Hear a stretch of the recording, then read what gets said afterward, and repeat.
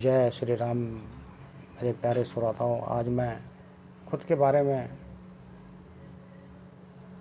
आपको कुछ सुनाना चाहता हूँ कि जब मैं 5 साल के बाद अपने गांव गया तो तब मैंने अपनी माँ की ममता जो होती है वो महसूस की। इस विषय पर आज मैं आपको कुछ सुनाना चाहता हूँ। एक समय की बात है जब मैं शहर से पूरे 5 साल बाद गांव गया।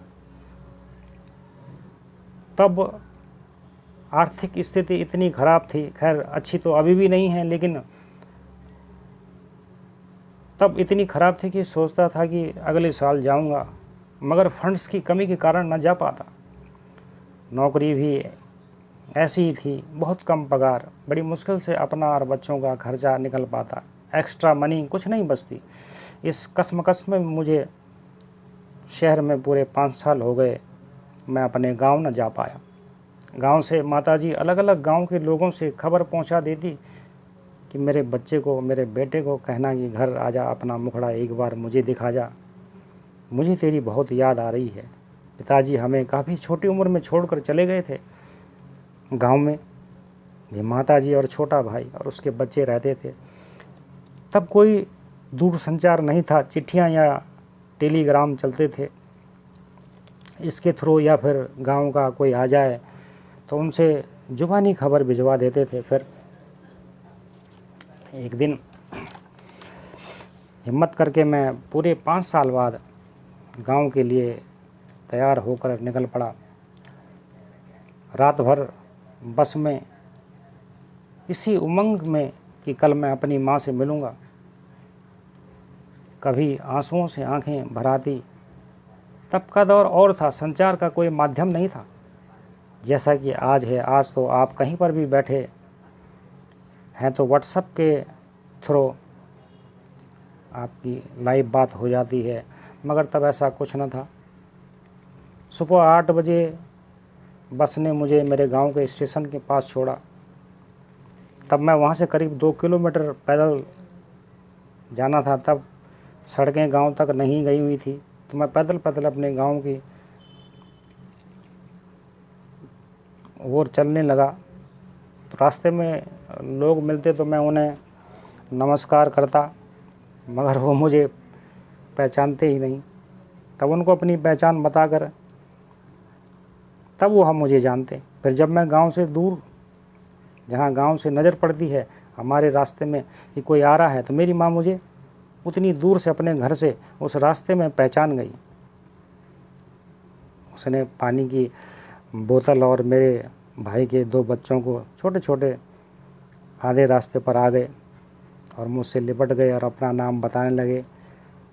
कोई 6 साल का था तो कोई 7 साल का। मैं तब जब उनको छोड़कर आया था तो कोई 1 साल का था तो कोई 2 साल का। देख के आया था मैं। तो आज 5 साल के बाद वो 6 साल, एक 7 साल का हो गया है। वो मुझे पानी लेकर मेरे पास आए। फिर हम दोनों बच्चे और मैं अपने घर के पास जैसे ही अपने खलियान में पहुंचा तो मेरी माँ मुझसे चिपक कर इतना रोई कि उसकी ममता को देखकर मेरे भी आंसू निकल गए। फिर मैं 1 हफ्ते तक गांव में रहा। मेरी माँ ने मुझे ऐसी पकवान बनाकर खिलाए कि मैं फिर एक बार अपने बचपन में आ गया।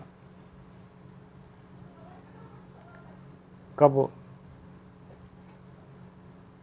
7 दिन निकल गए, 8वां दिन आया तो मैं शहर आने के लिए तैयार हुआ।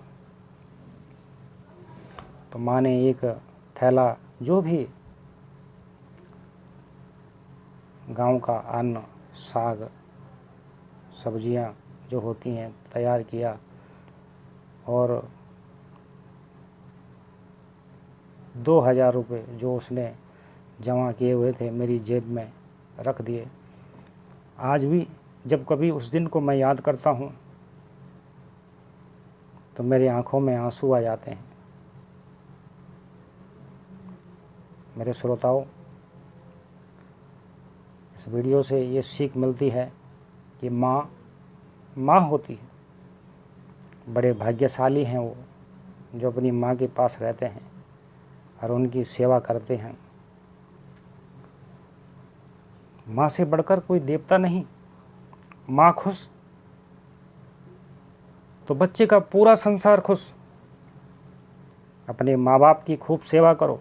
बड़े कष्ट उठाए हैं उन्होंने पालन पोषण करने में। जय श्री राम।